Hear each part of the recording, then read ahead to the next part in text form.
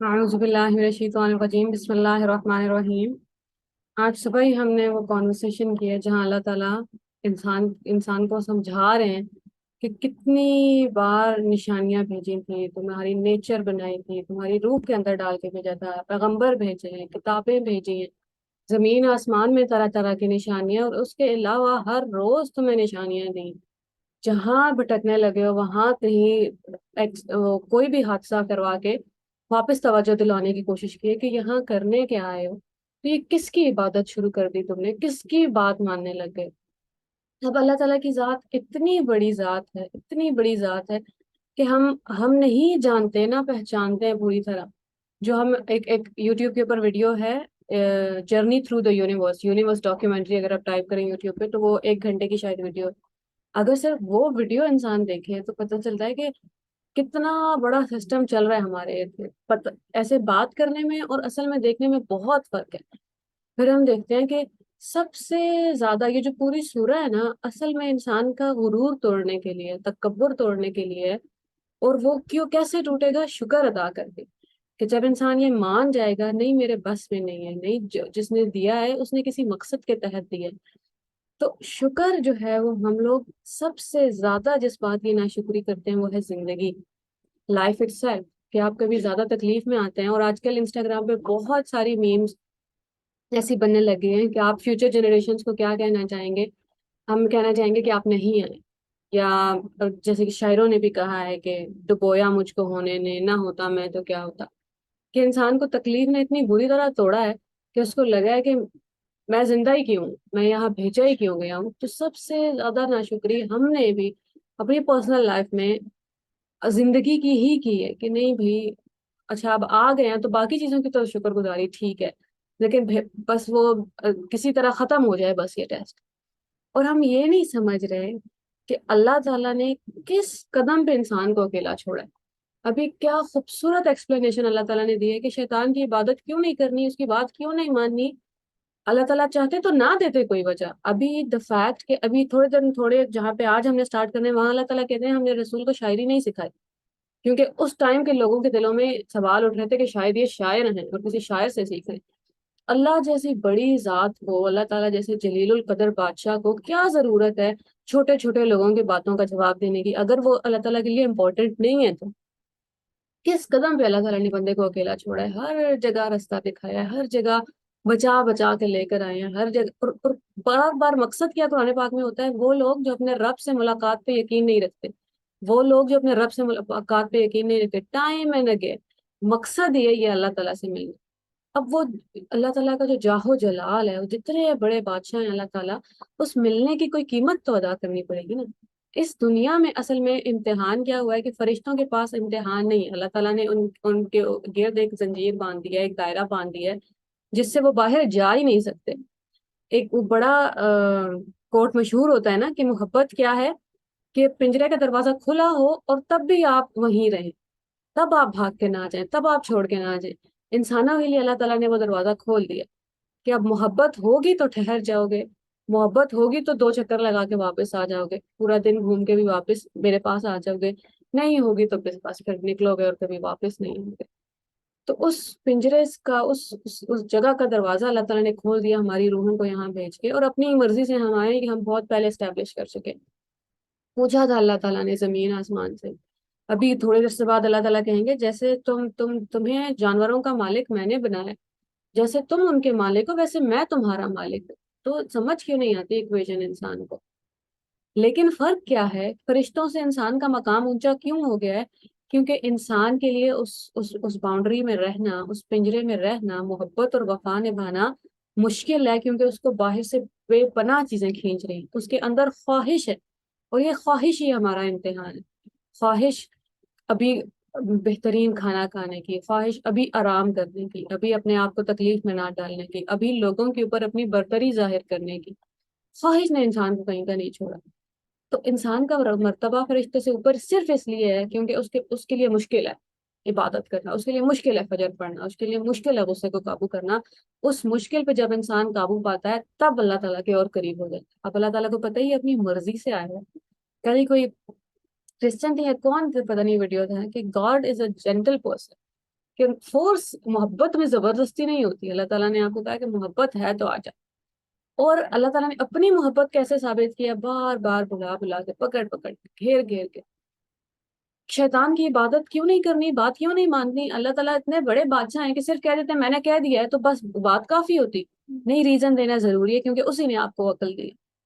کیوں نہیں ماننی؟ کیونکہ وہ تمہارا دشمن ہے. اگر وہ تمہارے لیے اچھا ہوتا تو میں کبھی منع نہ کرتا. اللہ تعالیٰ نے یہ نہیں کہا کہ اس نے میری بات نہیں مانی تم اس کی بات نہیں مانی. اللہ تعالیٰ کہنے وہ تو تمہارے ساتھ سنسیئر نہیں، وہ تو تمہیں آگ میں ڈالنا چاہتا ہے، وہ تو تمہیں ذلیل کرانا چاہتا ہے کیونکہ وہ ذلیل ہو چکا ہے. وہ تمہیں اللہ کی نظروں سے گرانا چاہتا ہے کیونکہ وہ گر گئے. اللہ تعالیٰ کرے ہر دفعہ جب کوئی انسان نماز پڑھتا ہے شیطان کونے میں کھڑا ہو کر رو رہا ہوتا ہے کہ تمہیں سجدے کا حکم ہوا ہے اور تم نے کر لیا، مجھے حکم ہوا تھا اور میں نے نہیں کیا. تو ہوتا کیا ہے کہ اللہ تعالیٰ کتنی محبت سے، کیا ضرورت ہے اللہ تعالیٰ کو. اللہ تعالیٰ ہمیں قرض دینا سکھا رہے ہیں، بات کرنا سکھا رہے ہیں، طلاق ہو رہی ہے تو کیسے رولز ہیں. زندگی کا کون سا ایسا پہلو ہے جہاں اللہ تعالیٰ نے ہماری رہنمائی نہیں کی اور ایک دفعہ اللہ تعالیٰ نے کہا ہو کہ یہ بڑا آسان ہے تمہارے لیے، کوئی مشکل نہیں.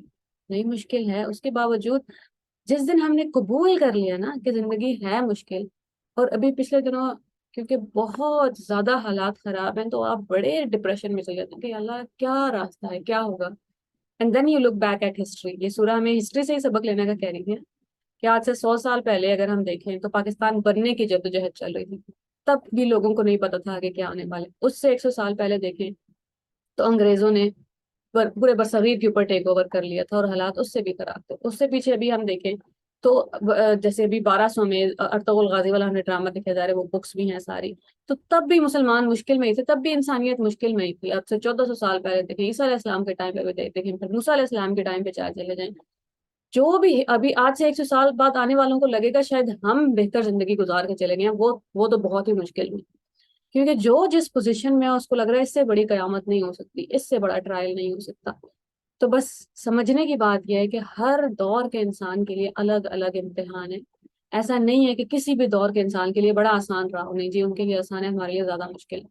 جس کو انسان نے، جس اللہ تعالیٰ نے جس دور میں پیدا کر دیا ہے وہ اس دور کے لیے ایپ تھا. تو ایک تو وہاں سے جو زندگی ہے نا اس کو ایکسپٹ تو کر لیں گے. یہ محبت کی وجہ سے دی ہے اللہ تعالیٰ نے ہمیں. کوئی ذمہ داری، کوئی اللہ تعالیٰ کو شوق نہیں ہے پہاڑ جیسا بوجھ ہمارے اوپر ڈالنے کا. تو اللہ تعالیٰ کیا کہہ رہے ہیں؟ شیطان کی بات کیوں نہیں ماننی؟ دشمن ہے تمہارا. میری بات کیوں ماننی ہے؟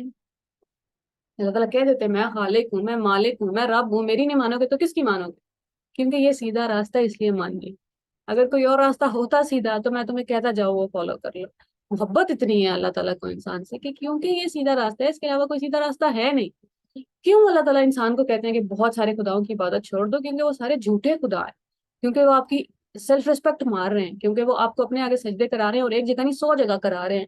اللہ تعالیٰ کو یہ گوارا نہیں ہے کہ جس انسان، اللہ تعالیٰ عزت والے نا، وَلِلَّهِ الْعِزَّةُ جَمِيعًا، ساری کی ساری عزت اللہ کی. اور پھر اللہ تعالیٰ کہتے ہیں کہ اور پھر مومنوں، رسولوں کی اور مومنوں کی.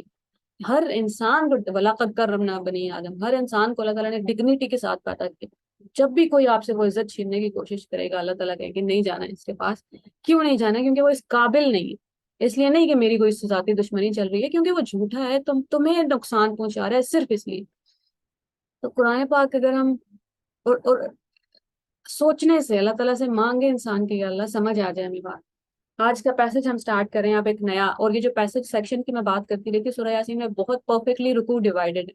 پہلا رکوع، پھر دوسرا رکوع میں سبجیکٹ چینج ہو رہا ہے، پھر تیسرے رکوع میں دنیا کی بات ہو رہی ہے، چوتھے رکوع میں قیامت والے دن کی، اب یہ آخری سیکشن ہے، آخری رکوع ہے.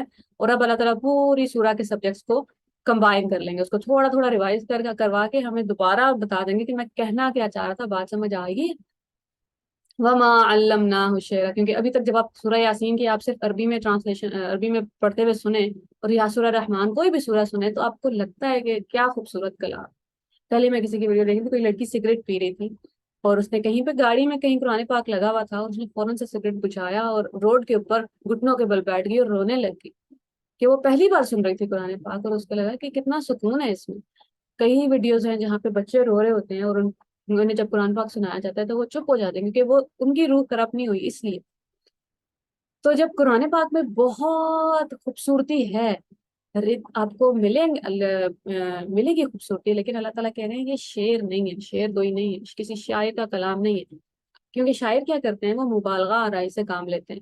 جیسے چاند تارے توڑنے کی باتیں ہیں، اور انسان کو چاند بنا دینے کی باتیں ہیں، کچھ بھی اس کی آنکھیں ایسی تھی جیسے جھیل ہو، اور وہ والے اللہ تعالیٰ کہتے ہیں ایک تو بے مقصد نہیں ہے یہ شاعری کا جو سب سے کم درجہ ہے نا، وہ عورت کی خوبصورتی کے اوپر شاعری کی جاتی ہے۔ اور عربوں میں شاعری تو بہت مشہور تھی، کیونکہ ان کے پاس صرف زبان ہی تھی، تو وہ شاعری کرتے تھے کسی ایک قبیلے کو نیچے گرانے کے لیے، کوئی ایک دوسرا قبیلہ شاعر کو پیسے دیتا تھا کہ چلو آپ اس والے قبیلے کی یا اس انسان کی برائی کرو، تو وہ بے مقصد شاعری ہے کہ آپ پیسوں کے لیے شاعری کر رہے ہیں۔ تو پچھلی 2 3 آیتوں میں اللہ تعالیٰ نے کہا ہم چاہیں تو تمہاری آنکھیں لے لیں، ہم چاہیں تو تمہاری صورتیں مسخ کر دیں، اور تم ویسے ہی واپس جا رہے ہو، وَلَوْ نَشَاءُ لَمَسَخْنَاهُمْ وَلَوْ نَشَاءُ لَطَمَسْنَا عَلَىٰ أَعْيُنِهِمْ۔ تو آپ کو لگتا ہے کہ یہ تو تھوڑی زیادہ ہی بہت بات ہو گئی ہے، اللہ تعالیٰ کہہ رہے ہیں نہیں زیادہ نہیں ہو، مقصد کے تحت ہے۔ اگلی اس میں بتائیں گے اللہ تعالیٰ وَمَا يَنبَغِي لَهُ، رسول اللہ صلی اللہ علیہ وآلہ وسلم کو یہ سوٹ ہی نہیں کرتا کہ انہیں شاعری سکھائی جائے۔ اور یہ اتنی خوبصورت بات ہے کہ اللہ تعالیٰ نے کہا تو قرآن پاک کے بارے میں یہ کہ قرآن پاک شاعری نہیں ہے، رسول اللہ صلی اللہ علیہ وآلہ وسلم کو ساری زندگی ایک شعر بھی یاد نہیں ہوا۔ آپ کبھی پڑھنے کی کوشش کرتے تھے، کسی کو ریکارڈ کرنے کی کوشش کرتے تھے تو غلطی کر دیتے تھے، پھر حضرت ابو بکر مسکراتے تھے اور کہتے تھے اللہ تعالیٰ نے سچ کہا ہے کہ آپ کو شاعری نہیں سکھائی۔ اچھا یہ شاعری نہیں ہے تو پھر کیا ہے؟ ان ہوا الا ذکر، یہ تو صرف یاد دہانی ہے، تو صرف تمہیں یاد کروا رہے ہیں، آئے کہاں سے؟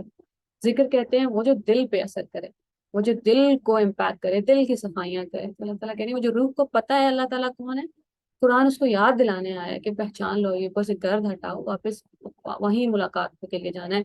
وہ قرآن مبین، اور واضح کتاب ہے، کلیئرٹی دماغ میں ہوتی ہے۔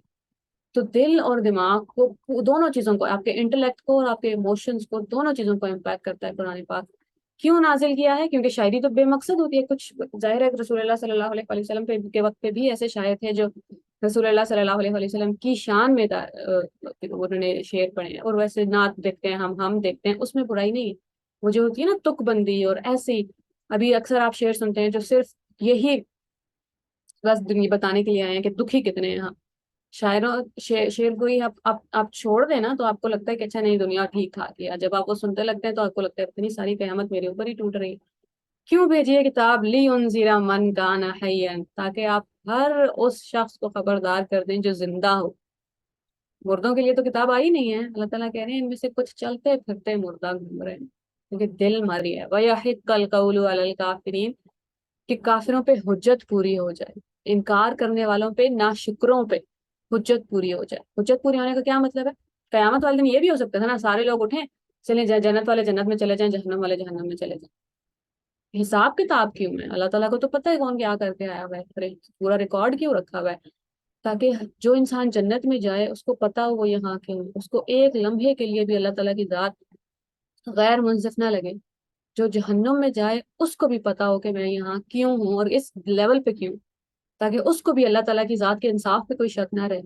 اور ہم نے اتنی بری سچویشن کریٹ کر دی ہے کہ ہمیں اس دنیا میں ہی اللہ تعالیٰ آنے لگتے، جیسے ہم صبح ہی بات کر رہے تھے کہ آپ نے لوگوں نے اللہ تعالیٰ کے نظام پہ کوشچن اٹھانے شروع کر دیں کہ اللہ آپ نے یہ کیسے کیا ہے؟ اللہ تعالیٰ نے وہ نظام قائم نہیں کیا تھا، لوگوں کے ہاتھوں کی کمائی تھی۔ تو قیامت والے دن ایک میں پوڈ کاسٹ سن رہی تھی ساحل ندیم صاحب کا کسی ایتھیسٹ کے ساتھ، اور وہ کہہ رہے تھے کہ ہمیں کیا پتا اللہ تعالیٰ انصاف کریں گے یا نہیں کریں گے، ہمیں کیا پتا کہ کس کو کیا سزا ملے گی۔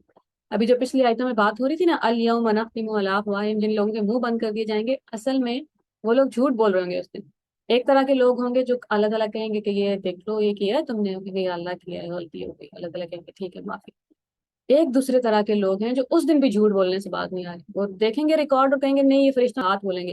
کس کو ثابت کرنا؟ اللہ تعالیٰ کو تو پہلے ہی پتہ کر کے آئے ہیں، اس انسان کو خود کو ثابت کرنا ہے کہ اللہ تعالیٰ کی ذات غیر منصف نہیں ہے۔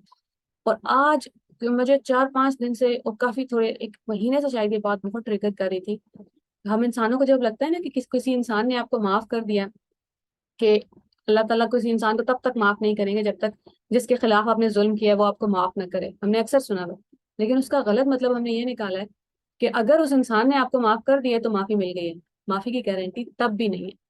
اگر آج اس اسٹیٹ میں کسی نے بیٹا مار دیا، کسی کو قتل کر دیا، کسی کو کڈنیپ کر دیا، کبھی کبھی کیا ہوتا ہے کہ گھر والے اتنے مجبور ہوتے ہیں، اتنے کمزور ہوتے ہیں کہ وہ نہیں کیس کر سکتے، وہ ودرا کر دیتے ہیں۔ کچھ لوگ ہوں گے کیونکہ جن لوگوں پہ ظلم ہوتا ہے نا زیادہ تر، وہ ان کو ڈوز بولتے ہیں، وہ ہوتے ہی امن پسند لوگ ہیں، انہیں معاف کرنا پسند ہوتا ہے، وہ جانے دیتے ہیں کہ ٹھیک ہے، اللہ تعالیٰ نہیں جانے دیں گے۔ اللہ تعالیٰ نے جب دیکھ لیا نا کہ یہ بہت آپ سوچیں تو صحیح، رسول حضرت حسین جتنے معاف کرنے والے ہیں، کیا وہ یزید کو معاف کر نہیں کہیں گے؟ ابو لہب کے بارے میں ہم پڑھ چکے ہیں قرآن پاک میں کہ اس کے تبت یدا ابی لہب وتب، وہ اور اس کی بیوی آگ میں ہوں گے۔ رسول اللہ صلی اللہ علیہ وآلہ وسلم جتنی بڑی ہستی ہیں، کیا وہ معاف نہیں کریں گے؟ اللہ تعالیٰ معاف نہیں کریں گے۔ اگر اگر جس انسان کے خلاف آپ نے ظلم کیا اس نے معاف کر بھی دیا تو یہ کانسیپٹ ہمیں سمجھ نہیں آتا، ہمیں لگتا ہے کیونکہ بس ٹھیک ہے، اللہ تعالیٰ تو بھول گئے ہوں گے، یا اللہ کیونکہ جس کے اوپر میں ظلم کر رہا ہوں تو بڑا چپ چاپ سا رہنے والا انسان ہے، سب بڑا پیارا انسان ہے، سب کو معاف کر دیتا ہے، اس کی خیر ہے۔ خیر نہیں ہے، اس کا رب بھولتا نہیں ہے۔ تو ہمیں اللہ تعالیٰ کرے کہ ہم اللہ تعالیٰ کی محبت دیکھ سکیں۔ کیوں اللہ تعالیٰ ثابت کر رہے ہیں قیامت والے دن لوگوں کو کہ تمہیں جو سزا یا جو اچھائی مل رہی ہے تمہاری وجہ سے ہی مل رہی ہے؟ کیونکہ اللہ تعالیٰ انسان کو، اللہ تعالیٰ نے عزت دی ہے اس کے انٹلیکٹ کو اور اس کے دل کو، اس لیے اللہ تعالیٰ کہہ رہے ہیں کہ واپس آ جاؤ۔ اللہ تعالیٰ کیا خوبصورتی سے انسان کو آرگیومنٹس پیش کرتے ہیں۔ اللہ تعالیٰ کرے کہ ہمیں اللہ تعالیٰ کی بات سمجھ آ جائے، اور ہمیں اللہ تعالیٰ کے انصاف پہ یقین آ جائے، اور اللہ تعالیٰ کی محبت نظر آ جائے، اور زندگی کی قدر کرنے لگ جائیں ہم لوگ۔ اور ہمیں اللہ تعالیٰ کیا خوبصورتی سے کہہ رہے ہیں کہ جو زندہ ہوگا وہ سن لے گا، لیکن باقی ایسا نہیں ہے کہ باقی سب کو چھوڑ دیں گے، پہلے پیسے سے دوبارہ بات کنیکٹ ہو رہی ہے کہ اللہ تعالیٰ کو پتہ ہے کہ یہ مان گئے ہیں لیکن باہر باہر سے کر رہے ہیں۔ تو اللہ تعالیٰ کرے کہ ہم ناشکرے لوگوں میں شامل نہ ہوں، اللہ تعالیٰ ہمیں جنت الفردوس میں اعلیٰ ترین مقام عطا کرے۔ اور جس ملاقات کا اللہ تعالیٰ ذکر کر رہے ہیں اس کی بہت بڑی قیمت پھر ادا کرنی ہے دنیا پہ۔ اللہ تعالیٰ کرے کہ ہم وہ قیمت ادا کرتے ہوئے زندگی کا شکر ادا کرنا نہ بھولیں۔ السلام علیکم۔